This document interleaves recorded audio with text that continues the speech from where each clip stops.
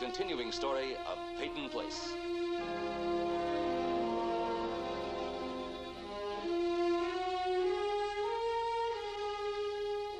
Starring Dorothy Malone as Constance Mackenzie, Ed Nelson as Michael Rossi, Ryan O'Neill as Rodney Harrington, Barbara Parkins as Betty Anderson, Tim O'Connor as Elliot Carson, Christopher Connolly as Norman Harrington, Patricia Morrow as Rita Harrington, James Douglas as Stephen Cord.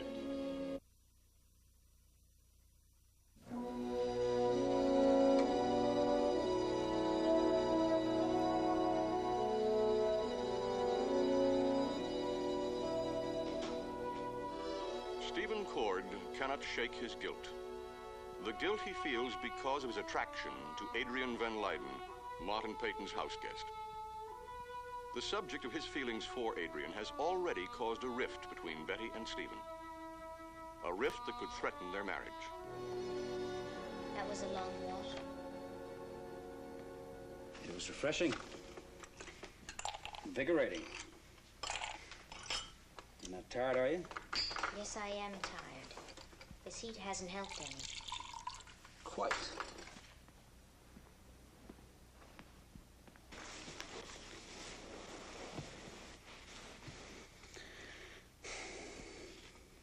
You didn't say 2 words to me at dinner. Now that you're feeling better, you expect me to act like everything is just fine.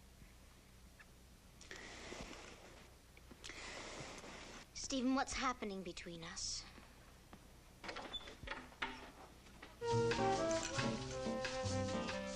Stephen, turn it down. You're gonna wake everybody up. Playing our song. Why don't you answer me? I adore you, Mrs. Cord.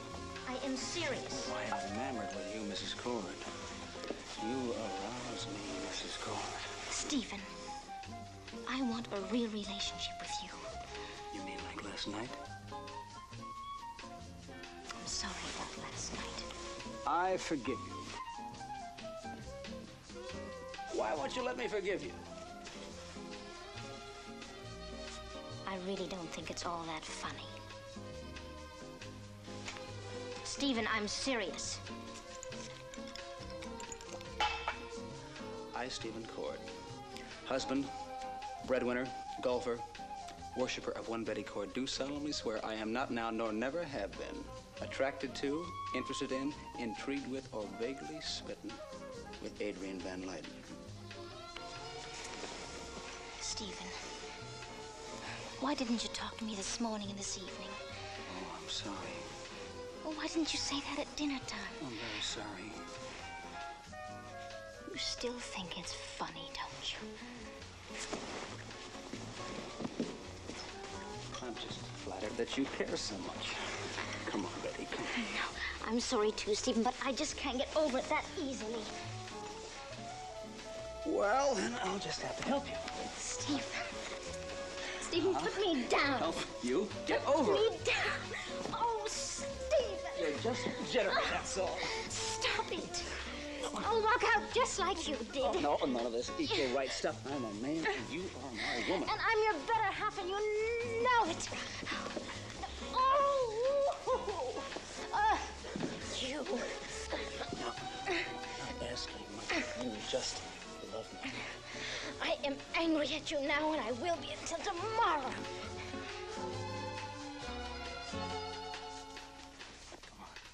Come on.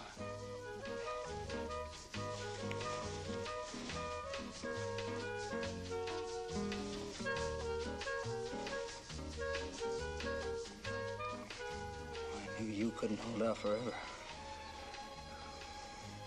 I love you, Betty. I love you, Stephen.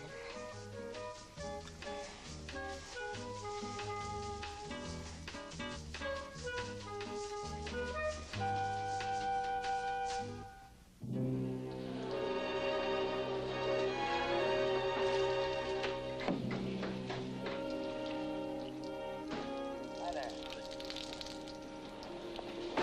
Oh, wait a minute. Who's it for? Mrs. Van Leyden. Van Leyden, Yeah. huh? I'll sign for it. Okay.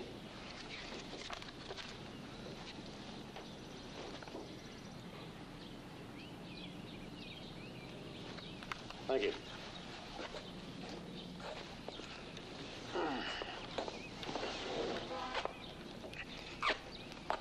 Hey, man. What you got in this thing?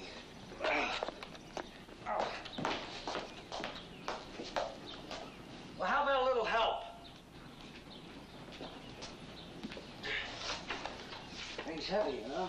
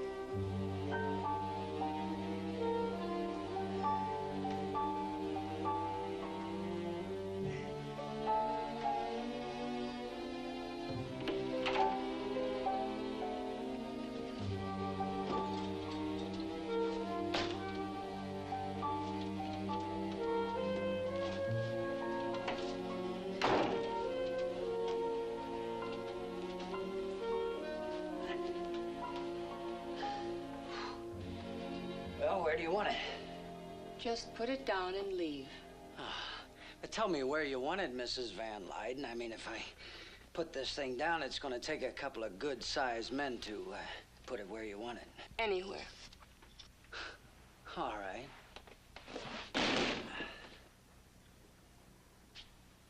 Oh, I'm sorry. I hope I didn't break anything. By the way, Mrs. Van Lyden, what do you have in that trunk? Concrete, cement, maybe some gold? Maybe some clothing? Huh. I guess it couldn't be clothing. Not if the clothing would be anything like this. If you ever come into this room again without being invited, I'll see to it that Mr. Peyton has you fired on the spot. Do you really think you could do that? Yes. Is that clear? Mr. Peyton told me to do anything to make your visit more comfortable.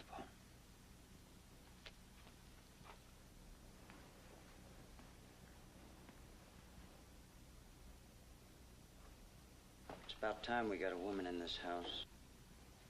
I mean, a real woman. Thank you. You may go. Weber's the name. Lee Weber. I know that. You know, I had a woman once. You know, some sort of a woman. But we're divorced now, and she's gone. I said that you're dismissed.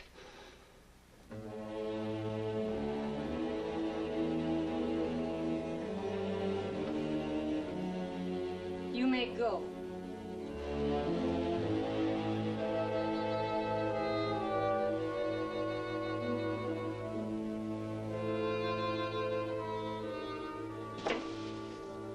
By the way, Mrs. Van Lyden, Mr. Peyton told me that I should drive you wherever you want to go and whenever you want to go. Are you going anywhere this morning? Yes, I am, right after breakfast. Well, I'm at your service, ma'am. What are you doing up here? I just carried Mrs. Van Lyden's 2-ton trunk up the stairs. Somebody had to do it, so I figured it was my job. Well, did you expect me to let that little lady drag it up the stairs all by her little old self? I expect you to be properly dressed when you work in this house. All right, Mr. Cord. By the way, Mrs. Van Lyden, whenever you want that trunk in the cellar, you just let me know. Well, thank you, Weber. You're welcome.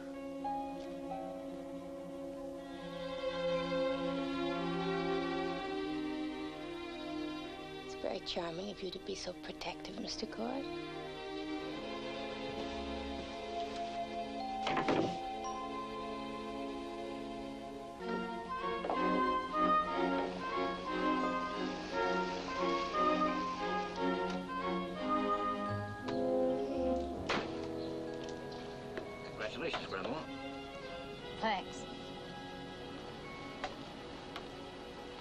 she? Okay. We can both help them a lot if they'll let us. I was just on my way up to see Rita. Do you think it's all right? With me, you mean? Well, I meant, is she well enough to have another visitor? I guess for a little while. Well, keep in touch.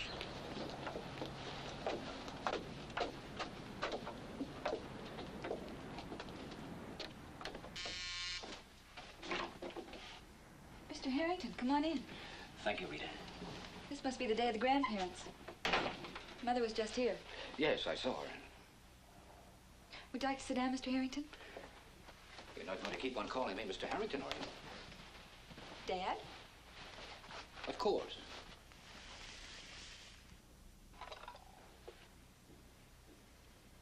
I'm not accustomed to calling anyone Dad.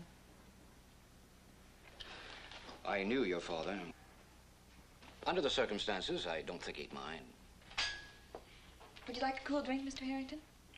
Don't bother, Rita. It's no bother, really. No, thank you. You know, fathers are strange birds. They've always got the problem of what to do about their children. What to do? Well, there's always the problem of whether to force your children to do what you know is best, or whether to let them trip, fall, maybe hurt themselves, finding out that you were right in the first place. Oh, no, you don't. I know when I'm up against a superior power. That's why I'm here, Rita. I'm not going to try and influence Norm to make the mill his career. I can't. You're going to have a baby very soon. Before you know it, that baby will be wearing out clothes and shoes, the seat of his pants, quicker than you can think. I can't imagine that now. All I can think of is a soft, cuddly little thing. I can't see beyond that. You'll have to take my word for it. It'll happen. Fast. Okay, I believe you. Oh, Rita.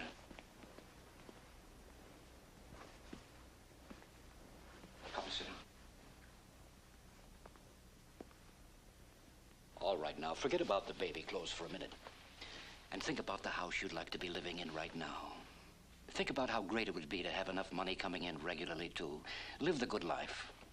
The kind of life that's available to anyone and everyone who wants to work hard, be responsible. It's time for my pill. You know, I like all those things. And I'd love for my children to have the advantage of them, the benefit of them.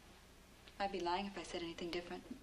But if living like that depends on Norm working at the mill for the rest of his life, well, that has to be his decision. But you can talk to him, influence him. Not just because it's what I want, but because it's what you want, too. I wouldn't dare interfere like that. You wouldn't be interfering, Rita. Will you come and visit me even if I don't try and brainwash Norm? Of course. Don't let Norman rebel against me just for the sake of rebelling.